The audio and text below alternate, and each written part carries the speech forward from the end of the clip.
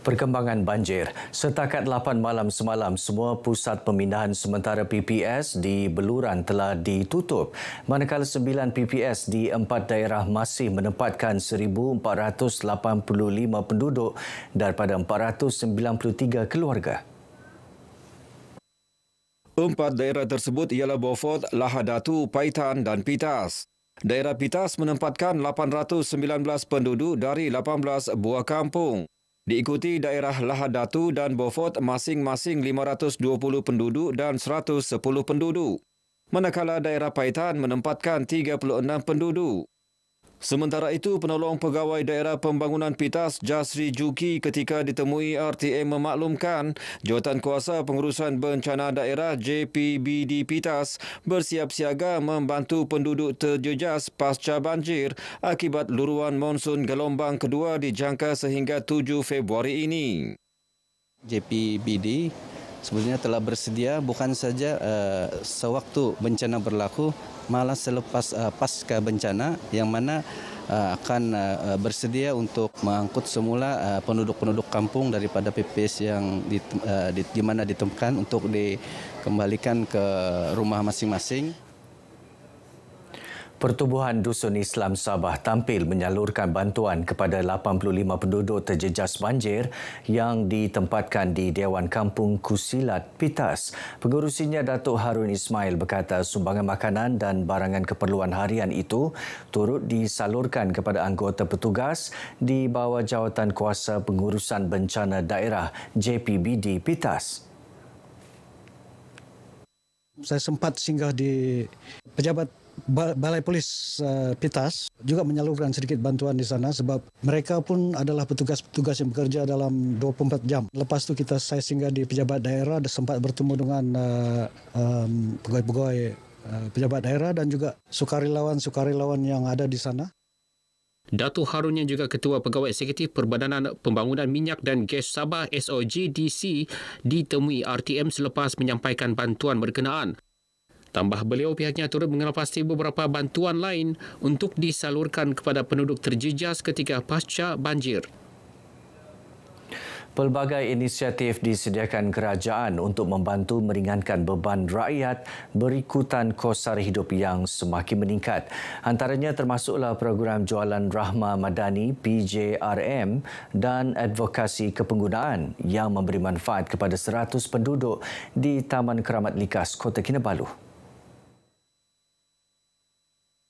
Menteri Perdagangan Dalam Negeri dan Kos Sara Hidup Datuk Armizan Muhammad Ali berkata, pelbagai inisiatif lain turut disediakan antaranya bantuan tunai sumbangan asas rahmah SARA, bantuan awal persekolahan dan program sentuhan kasih rakyat syukur 2025.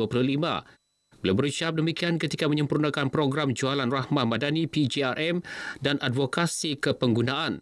Dalam program ini turut diserahkan skim Jaya Usahawan Belia Sabah Syabas kepada 10 usahawan muda di sekitar Likas serta penyerahan bantuan katil dan tangki oksigen kepada setiap dun di negeri ini.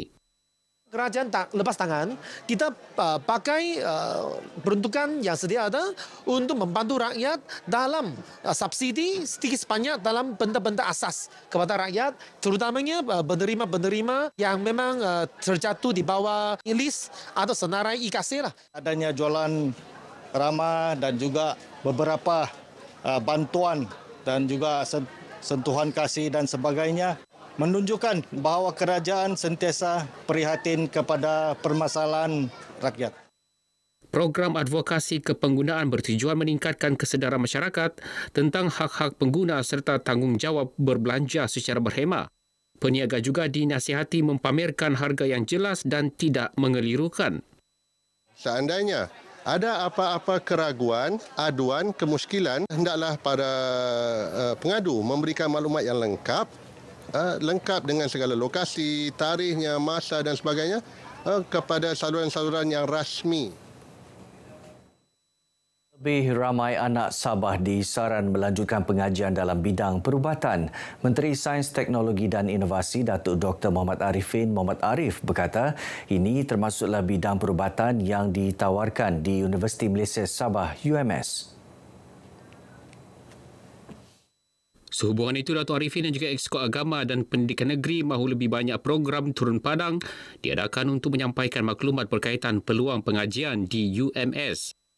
Menjadi peluang kepada kita, khususnya UMS, untuk menyampaikan apa yang perlu kepada masyarakat, termasuklah khas berhubung dengan pendidikan, peluang-peluang pelajaran untuk anak-anak di UMS. Saya harap akan ramai lagi anak Sabah yang dapat peluang untuk memasuki UMS, khususnya bidang perubatan.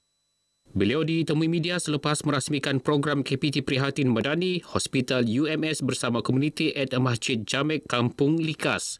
Dalam pada itu, Datuk Arifin memaklumkan tahun ini kerajaan negeri telah menambah peruntukan biasiswa sebanyak RM128 juta untuk membantu anak Sabah melanjutkan pengajian ke Institut Pengajian Tinggi. Manakala 10,000 pelajar disasarkan untuk dibantu menerusi tabung pendidikan negeri Sabah.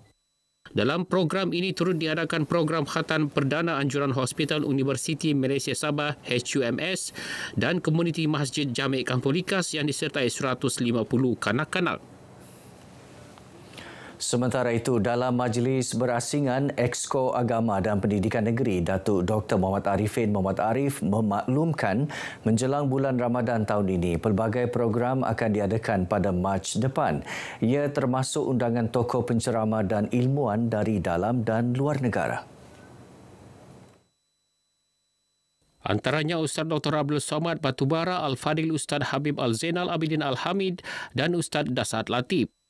InsyaAllah kita banyak program, termasuk program kerajaan negeri, termasuk program bersama berbuka puasa, dan ini kita susun bersama di bawah Jahin, Majlis Agama Islam Sabah dan JAKIM, selain daripada program-program Nuzul Quran.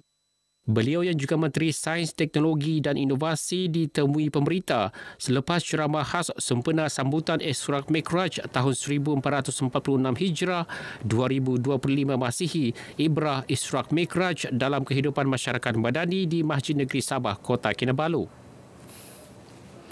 Tawau memerlukan sebuah trek sukan permotoran sebagai galakan kepada peminat sukan lasak yang semakin mendapat sambutan memberansangkan. Ini terbukti dengan penyertaan lebih 500 penggiat sukan permotoran termasuk dari negara Thailand dan Indonesia dalam program himpunan Mega Auto Show baru-baru ini. Pembantu Menteri kepada Ketua Menteri Datuk Nizam Abu Bakar Titingan berkata Tawau berpotensi besar dalam penganjuran sukan permotoran bertaraf antarabangsa. Ada beberapa tempat yang sudah kita kenal pasti dan kita sedang mengenal pasti pelabur-pelabur yang boleh membantu kita merealisasikan ekonomi kita semakin berkembang, kerana pelabur-pelabur merasa senang, merasa mudah untuk membuat pelaburan perniagaan mereka di Sabah. Datuk Nizam ditemui media selepas merasmikan himpunan berkenaan sempena Tahun Baru Cina di dataran Majlis Perbandaran Tawau. Penganjuran kem remaja Islam mampu memupuk nilai-nilai Islam dalam kalangan generasi muda. Program berkenaan merupakan penganjuran kali ketiga selepas diadakan di Kampung Gudon Menggatal dan Masjid Kampung Bandulan Sepanggar pada 2023. Presiden Pertubuhan Kebajikan Asnaf Az-Zahra Sabah, Sharifah Sri Laila Sharif Hamid merangkap Ketua Bahagian Perkis Sepanggar berkata, program ini merupakan anjuran Pertubuhan Kebajikan Asnaf Az-Zahra Sabah dengan kerjasama Pertubuhan Kebajikan Islam Sabah Perkis Sepanggar dan Hom Tuaran. Tujuan kami adalah untuk memberi ilmu kepada para remaja dalam melaksanakan solat yang betul dengan memberi tunjuk ajar cara berwudu, niat dan amali solat serta memberi ceramah motivasi dan halal tuju. Konsep pembelajaran kami adalah suasana santai dan seronok. Turut diadakan pertandingan azan bagi peserta lelaki serta pertandingan hafazan dan tajwid melibatkan surah Al-Fatihah dan 3 hol bagi peserta perempuan. Sharifah Sri Laila ditemui pemberita RTM di Rumah Anak Yatim dan Mahatafiz Hom Tuaran. Beliau berharap program seumpama dapat diteruskan bagi membimbing generasi muda agar tidak terpengaruh dengan anasir negatif yang semakin berleluasa di media sosial. Seramai 50 peserta terdiri anak-anak asnaf dan ahli pertubuhan menyertai kem berkenaan. Paparan itu mengakhiri Berita Pagi Sabah kali ini. Menyusul selepas ini Berita Pagi Sarawak bersama Lydia Yusrina di Kuching. Dari sungai hingga segara Palestin, pasti merdeka.